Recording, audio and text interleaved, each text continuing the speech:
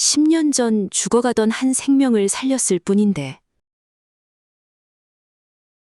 그의 자비가 세상을 구할 기적이 된다. 하지만 탐욕은 모든 것을 망가뜨린다. 이생의 자비는 과연 이 재앙을 막을 수 있을 것인가?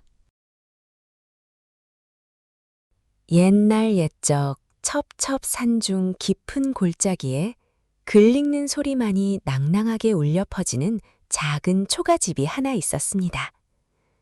그곳에는 가난하지만 마음 많은 대쪽같이 고든 선비 이생이 살고 있었지요. 이생은 끼니를 잊기조차 어려운 형편이었으나 누더기 옷을 기워 입으면서도 손에서 책을 놓지 않았습니다. 그의 방 안엔 가구라곤 낡은 서책 몇 권과 닳아버린 붓 한 자루뿐이었지만 그의 마음에는 늘 세상 모든 생명을 아끼는 인의 마음이 가득 차 있었습니다. 어느 늦가을 오후였습니다. 산등성이에 붉은 노을이 걸릴 무렵 이생은 이번에야말로 나라를 위해 뜻을 펼치겠다는 굳은 결심을 품고 한양으로 향하는 과거길에 올랐습니다. 바스락거리는 마른 낙엽 밟는 소리만 들리던 고요한 숲길을 걷던 중 갑자기 평화로운 숲의 공기를 깨는 날카로운 웃음소리와 무언가를 거칠게 내리치는 둔탁한 소리가 이생의 귓가를 때렸습니다. 요놈, 재수없는 구렁이 놈아, 어서 죽어버려라. 내 놈이 살아있으면 우리 마을에 애군이 낀단 말이다. 이생이 소리를 따라 덤불을 헤치고 다가가 보니 마을 아이들이 커다란 몽둥이를 휘두르며 무언가를 사정없이 공격하고 있었습니다. 그 중심에는 온몸이 피투성이가 된 채 숨을 헐떡이는 작은 구렁이 한 마리가 있었지요. 구렁이의 비늘은 이미 여기저기 터져 만신창이가 되었고 바닥은 붉은 핏자국으로 얼룩져 있었습니다. 녀석은 금방이라도 숨이 넘어갈 듯 꼬리를 페르를 떨고 있었지만 아이들은 멈출 기미가 없었습니다. 멈추어라, 아이들아, 이 무슨 짓이냐? 미물이라 하여 어찌 이리 잔인하게 목숨을 앗으려 하느냐? 이생의 준엄한 외침에 아이들이 멈칫하며 돌아보았습니다. 아이들은 씩씩거리며 구렁이가 재수가 없다며 오늘 이놈을 죽이지 않으면 마을에 큰 화가 미칠 것이라고 고집을 피웠습니다. 이생은 구렁이의 애처로운 눈망울과 마주쳤습니다. 그 눈빛은 단순히 죽음을 두려워하는 짐승의 것이 아니라 마치 자신의 억울한 처지를 알아달라고 이 고통을 제발 끝내달라고 간곡히 애원하는 사람의 눈빛과도 같았습니다. 이생은 차마 그 광경을 보고만 있을 수 없었습니다. 그는 품속 깊은 곳에서 정성스럽게 싸둔 비단 주머니를 꺼냈습니다. 그것은 돌아가신 어머니가 임종 직전 그의 손에 쥐어주며 정말 어려울 때 요긴하게 쓰거라 라며 남기신 유일한 유품 하나뿐인 은가락지였습니다. 얘들아, 여기 이 은가락지를 줄 테니 이 가엾은 생명을 나에게 넘겨주지 않겠니?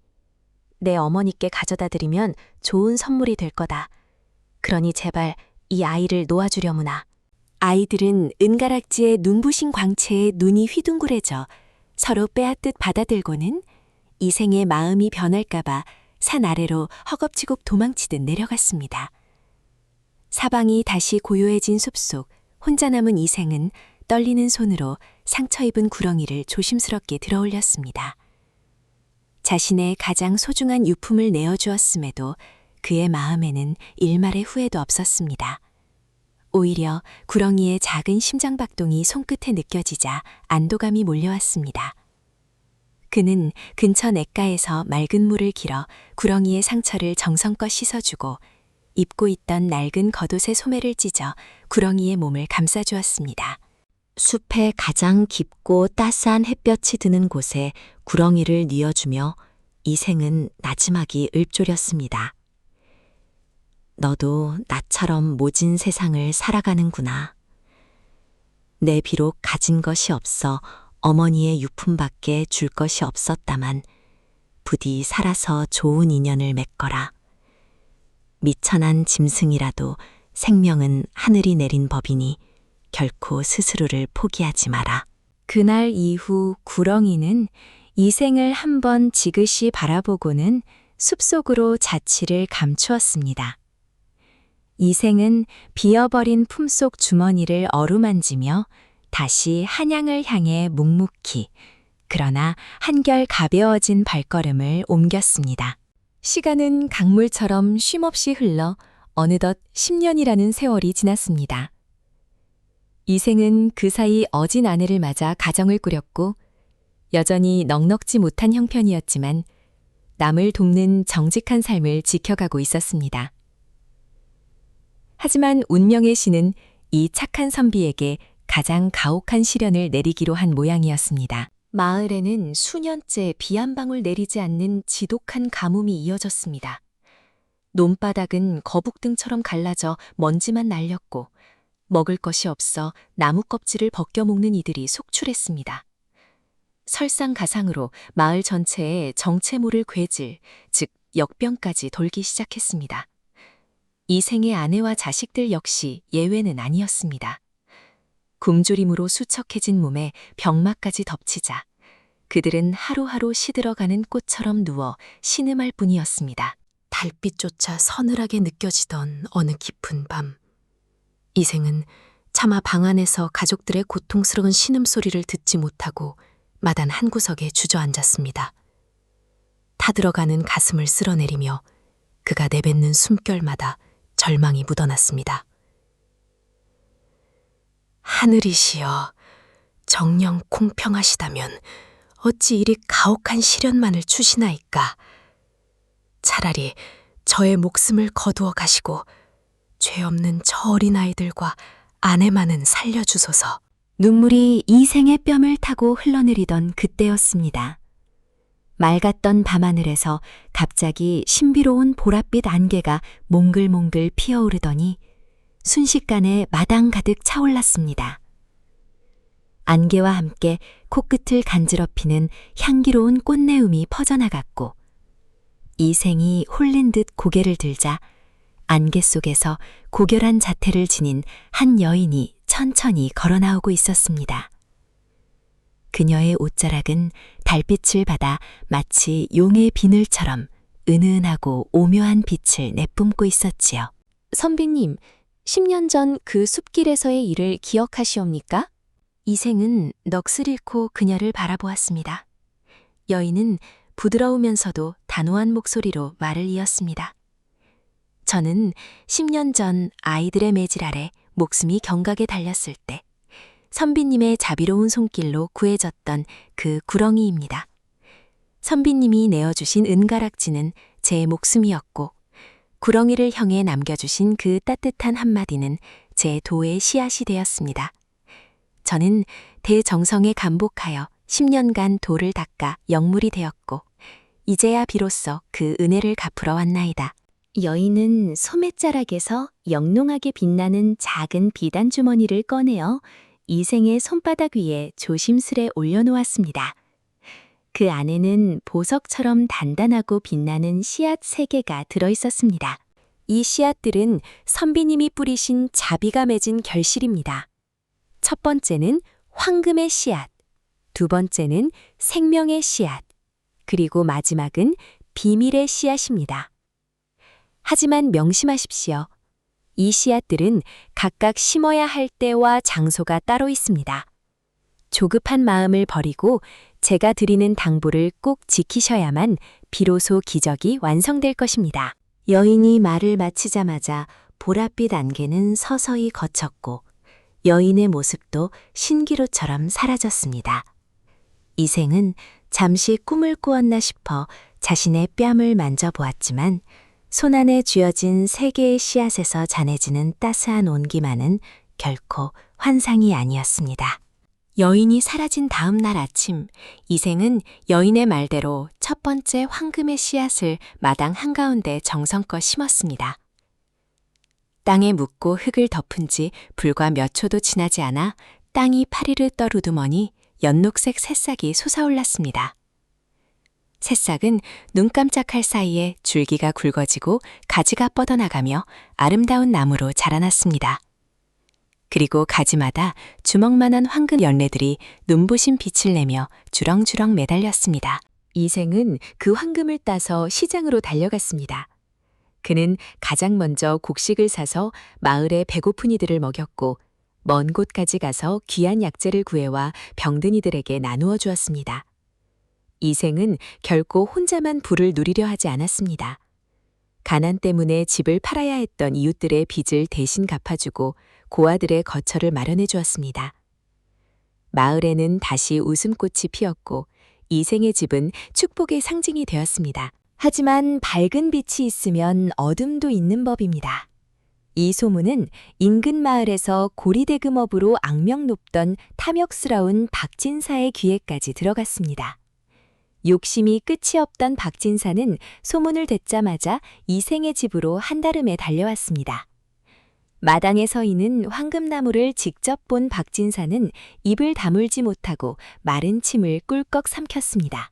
이복의 이센, 자네는 참으로 미련하구먼. 이런 보물을 가지고 고작 밥이나 나눠주고 있다니. 나머지 씨앗들도 지금 당장 심어버리게. 그러면 자네는 이 나라에서 제일 가는 부자가 될 것이고 나랑 손을 잡으면 저 대궐 같은 궁궐도 자네 차지가 될 텐데 왜 기다리고만 있는가? 박진사는 매일같이 찾아와 이생을 유혹하고 때로는 협박까지 일삼았습니다. 그러나 이생은 바위처럼 흔들리지 않았습니다. 아닙니다, 박진사님. 이 씨앗들은 저의 욕심을 채우기 위한 것이 아니라 꼭 필요한 때를 위해 기다려야 하는 소중한 약속입니다. 시간이 흘러 마을을 휩쓸던 역병이 도끼를 더해가며 가장 건강했던 청년들마저 하나둘 쓰러지는 최악의 상황이 닥쳤습니다. 마을 전체가 죽음의 그림자에 잠식당하던 바로 그날, 이생은 비장한 마음으로 두 번째 생명의 씨앗을 심었습니다. 그러자 나무가 자라며 공기 중으로 은은하고 신비로운 향기를 내뿜기 시작했습니다. 이 향기는 바람을 타고 마을 구석구석 산 너머 마을까지 퍼져나갔습니다. 신기하게도 그 향기를 맡은 병자들은 즉시 눈을 떴고 썩어가던 상처가 아물며 기운을 되찾았습니다. 이생의 아내와 아이들도 완쾌되어 다시금 마당을 뛰어놀게 되었지요. 이제 이생에게 남은 것은 단 하나의 씨앗, 세 번째 씨앗뿐이었습니다. 여인은 이 씨앗을 두고 절대 미리 열어보지 말고 당신의 생에서 가장 절실한 행복을 원할 때 심으라고 신신당부했습니다. 박진사는 이 마지막 씨앗에 완전히 미쳐버렸습니다. 황금과 생명을 주었으니 마지막 씨앗에는 분명 세상을 뒤엎을 권력이나 영원히 죽지 않는 불사의 비밀이 들어있을 것이다. 욕망에 눈이 멀어 이성까지 상실한 박진사는 결국 어느 칠흑같이 어두운 밤 이생의 담을 넘었습니다. 그는 숨소리조차 죽인 채 이생의 방으로 잠입하여 머리맡에 놓인 보물상자 속에서 마지막 씨앗을 훔쳐 자라났습니다. 박진사는 자신의 집 지하 깊숙한 비밀 창고로 숨어들어 등불 아래에서 훔친 씨앗을 꺼내들었습니다. 그의 손은 탐욕스러운 흥분으로 부르르 떨리고 있었습니다. 드디어 내 손에 들어왔구나. 이제 이 나라는, 아니 이 세상은 모두 나의 것이다. 어서 나와라, 나의 천하무적 권력아, 나의 끝없는 보물아. 박진사는 씨앗을 금그릇에 심고 숨을 죽이며 기다렸습니다. 하지만 씨앗이 싹을 틔우자마자 터져나온 것은 찬란한 보석도 왕관도 아니었습니다. 맵고 아린 검은 연기가 화산 폭발처럼 뿜어져 나와 창고를 가득 메우기 시작했습니다. 그 연기는 거울처럼 변하더니 박진사가 지금까지 남의 눈에 피눈물을 흘리게 하며 쌓아온 온갖 악행들을 생생하게 비추었습니다. 환상 속에서 박진사는 자신이 그토록 아끼던 금화들이 징그러운 독사로 변해 자신의 목을 죄어오는 고통에 비명을 질렀습니다. 탐욕이라는 이름의 감옥에 스스로 갇힌 그는 미친 듯이 허공을 휘저으며 울부짖었습니다. 다음 날 아침 이생은 마지막 씨앗이 사라진 것을 발견했습니다. 가족들은 발을 동동 구르며 범인을 잡아야 한다고 했지만 이생은 오히려 평온한 표정을 지었습니다. 그는 도둑을 원망하거나 잃어버린 보물을 아까워하는 기색이 전혀 없었습니다. 아내여, 걱정하지 마소. 이미 우리는 황금으로 배고픔을 면했고 생명의 향기로 서로의 곁을 지킬 수 있게 되지 않았소. 그 씨앗이 누구의 손에 갔든 그것은 이미 그 사람의 몫인 게지. 그저 그 씨앗이 그 사람에게도 진정한 복이 되기를 빌 뿐이라오. 이생이 진심으로 도둑맞은 씨앗마저 축복하며 가족들과 함께 소박한 아침 식사를 하던 그때 그의 가슴 속에서 따스한 기운이 샘솟기 시작했습니다. 도둑맞은 씨앗은 박진사의 손에서는 재가 되어 사라졌지만 그 씨앗의 실체는 처음부터 이생의 마음속에 심어져 있었던 것입니다. 이생의 머릿속은 가을 하늘처럼 맑아졌고 세상 만물이 서로 연결되어 있다는 깊은 깨달음이 찾아왔습니다. 어떠한 재물이나 권력으로도 얻을 수 없는 절대적인 평온과 지혜가 그의 영혼에 깊은 뿌리를 내린 것이었습니다. 마당에 다시 보랏빛 안개가 깔리며 구렁이 여인이 모습을 드러냈습니다. 그녀의 눈빛은 마치 오랜 친구를 보는 듯 따뜻하고 부드러웠습니다. 선비님, 이제야 비로소 마지막 기적이 완성되었나이다. 사실 세 번째 씨앗은 처음부터 형체가 없는 것이었습니다. 그것은 마음의 씨앗이자 자비의 거울이지요. 욕심으로 그것을 취하려는 자에게는 스스로의 탐욕에 타 죽는 불꽃이 되지만 모든 것을 내어준 선비님 같은 분에게는 그 무엇으로도 깨트릴 수 없는 영원한 평온이 됩니다. 선비님은 소중한 것을 잃고도 남을 축복하셨으니 이미 인간으로서 도달할 수 있는 가장 높은 경지에 이르신 것입니다. 여인의 목소리는 맑은 종소리처럼 몰려 퍼졌습니다. 진정한 기적은 나무에서 열린 황금이 아니라 어떤 유혹과 실현 앞에서도 맑은 본성을 잃지 않은 선비님의 그 고귀한 성품이었습니다. 이제 저는 은혜를 다 갚았으니 승천하여 하늘에서 선비님의 가문과 이 마을을 영원히 보살피겠습니다. 여인은 고개를 숙여 마지막 인사를 건넨 뒤 한 마리의 거대한 청룡으로 변하여 구름을 가르며 하늘 높이 솟구쳐 올랐습니다. 그 후 박진사는 자신의 탐욕이 만들어낸 환영에 시달리다 재산을 모두 나누어주고 자취를 감추었으며 이생은 재물보다 귀한 사람의 마음을 얻어 마을의 현자로 불리며 대대손손 평화롭게 살았습니다. 사람들은 지금까지도 이 이야기를 전하며 말합니다. 우리가 찾는 기적의 씨앗은 멀리 있는 것이 아니라 바로 오늘 우리가 이웃에게 건네는 따뜻한 손길과 자비로운 마음 속에 이미 심어져 있다고 말입니다.